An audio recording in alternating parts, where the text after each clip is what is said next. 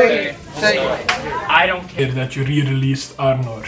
Hi, I'm Lemmy from lotr, welcome back to the channel.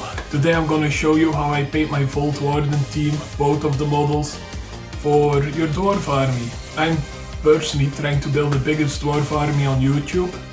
It's a very slow and very expensive process. Thank you Games Workshop for that.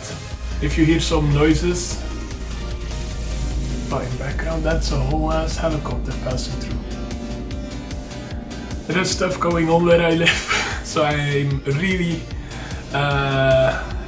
need to do this quick and fast and proficient, because the first try, it's hovering somewhere near. First time I tried to record this, everything went wrong, everything. Maybe I'll show you a little clip of the audio and video I got the first time. Got a new phone, tried it out, fucked it up. Hi, I'm Lemmy from lotr, welcome back to the channel. So let's get right into the painting scheme. First off, I painted the model himself, leadbelcher. You can see I already did the base and I primed him black as well. It's how I do everything. The base, if you want to know how I did that, you can watch my cave drake video. It's not too fancy. Or the video I posted before this. It's the same way I painted the bases of my Khazad-dûm army. I'm trying to make it a little bit more mysterious.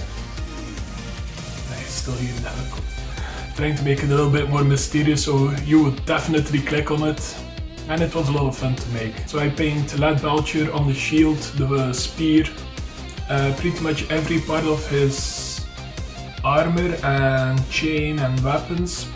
Then I want to be, well, metallic, but not the chain mail,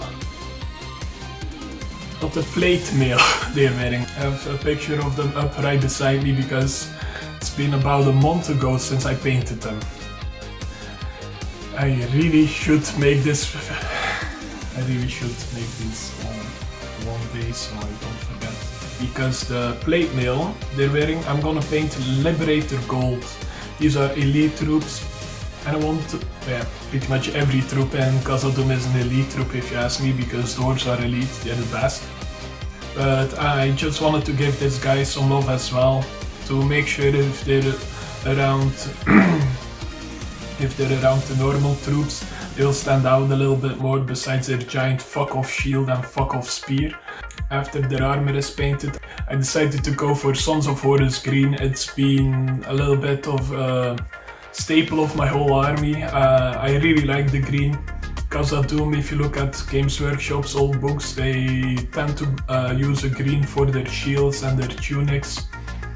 But I didn't like that green, so I just went for Sons of Horus green. It's just a nice green. You can use any color you want, but this is how I did it. And just on the tunics, not the sleeves that are sticking out, that we're gonna do in a little bit. First, the shoes. I'm actually pointing at my feet. You cannot see them, but actually I do have feet.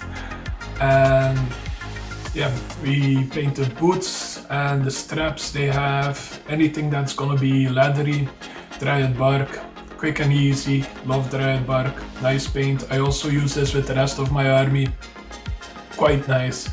In the end, it will look quite a cohesive force when I put all my dwarves together. If you want to see that, actually, my previous video shows all my Khazad-dûm dwarves together. Now for the sleeves, I told you not to paint. I use russ grey for that. Simply because I used russ grey for the first mini and my Khazad-dûm army I painted. Yeah, now I have to stick with it to make it look a cohesive force and make it look like they all belong together. But yeah, I think I will change it up here and there in the army. Maybe I'll make a video about how I do it, and the head cannon that I use for the excuses of different armor.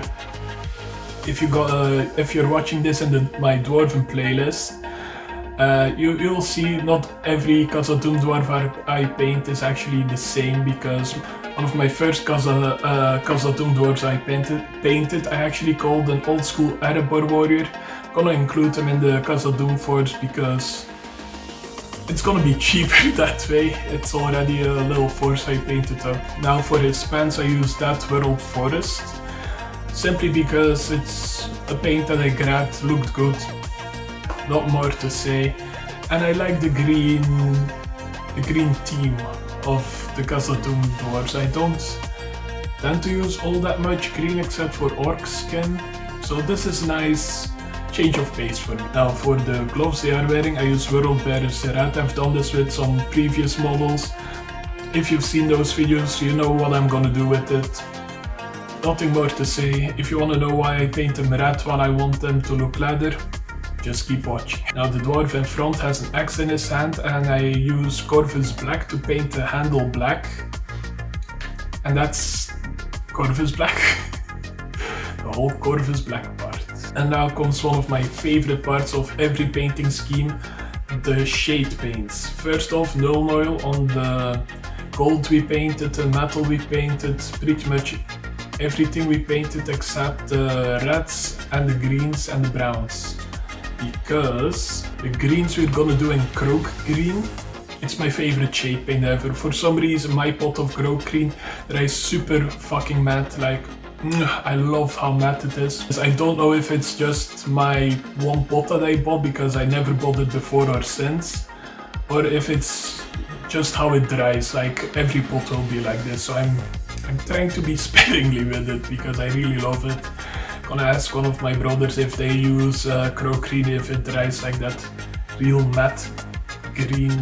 Oh, love it. And for the gloves and the brown parts I use agrax earthshade. It will give the worldbearers red some more brownish depth, and it will make it look like a Warden reddish leather, and that's the aesthetic that I'm going for with the gloves. It's something I tried out, really liked it. It's very simple to do, and it will look just different. It will look different than every other leathery.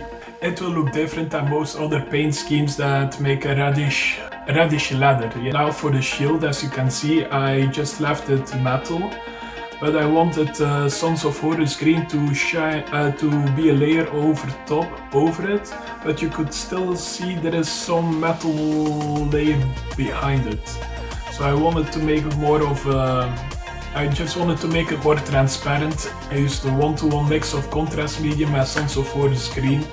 At first I forgot what the ratios were, so I fucked it up. I actually cleaned it off again and needed to paint it all over again. But in the end I got there, and 1-to-1 is probably the best ratio to use for this particular shield at least. So yeah, I used the 1-to-1 mix. It came out great. You can still see a little bit of metal behind it. If you want, you can use a very damaged brush that you're never gonna use again, and try to gently dry brush some streaks on it, like the paint has chipped from goblins slashing on the shields in vain to get through. I tried to do that, didn't like how it looked, at least on my mini, because I suck at doing that. So I just left it in even green with a metallic shine behind it. Love how it looks, and especially when I put the two Volt Warden teams I have next to each other, it's starting to look good. I actually bought 3 of them on 2 separate occasions, but Games Workshop is gonna be Games Workshop, and now I only have 2 sets of Volt Warden teams instead of the 6 I should have gotten. Thank you. Technically I'm still waiting for one pair, but I don't think they're gonna come. It's been about almost a year ago since I ordered them, so they ain't coming. But yeah, this is the end of the video. If you liked it, leave a like, watch one of my other videos, share this with one of your friends. It really helps me out a lot, especially watching more videos than one, because YouTube likes that. And if YouTube likes it, I like it as well, because I'm a guy on YouTube. Yeah, hope to see you in the next one. See ya.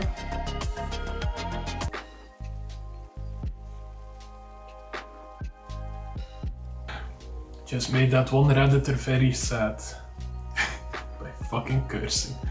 I'm truly fucking sorry for cursing in my own fucking video. Just kidding, love the guy. He watched the whole video. I hope I was recording. Oh god. Yeah, boy.